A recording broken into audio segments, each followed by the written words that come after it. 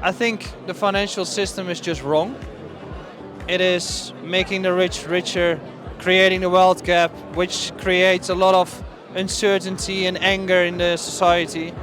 Hi, I'm Yulia from Cryptech Web3 Marketing Agency. We work with projects like Algorand, Bybit, OKX, and many other OGs in the space. And here with me is really big KOL, Tier 1, Michaël. Nice to meet you. Thank you very much. Yeah, nice to meet you as well.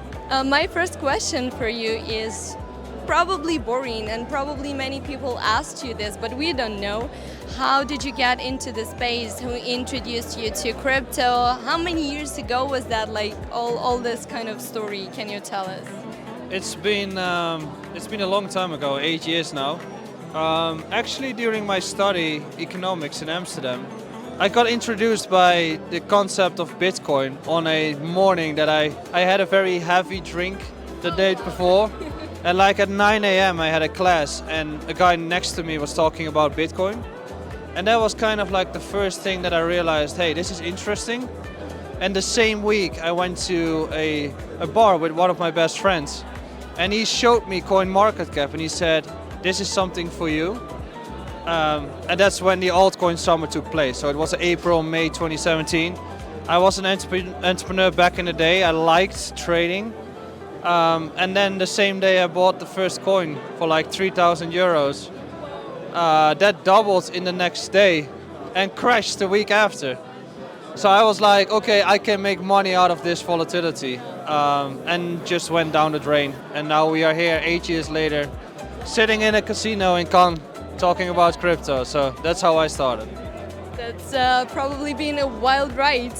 And I'm sure that for all these 8 years, you probably had this thought, not even once, that just like, just let it all go, drop it, quit Web3 space. Probably you had that. What made you stay? What inspired you in the first place? I've had so many times that I just don't want to be in crypto. It's like either the markets are extremely bad or something happens but ultimately the vision that most builders have, so for instance Vitalik or Stani or Sergey, what they want to create is a more fair financial system. And every time when I'm like demotivated, I just go to an event like ETC and just listen to the panels and the stuff that these guys are saying. And it's not really reflected in the price, but it's the future that we are building. And that's what got me hooked, as in, I think the financial system is just wrong. It is making the rich richer, creating the wealth gap, which creates a lot of uncertainty and anger in the society. And I think through crypto we are able to make it a little more level.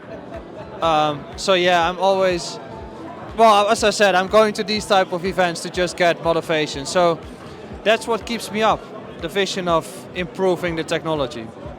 I love it. You seem to be the person who actually got qualities that are really rare in our space so far.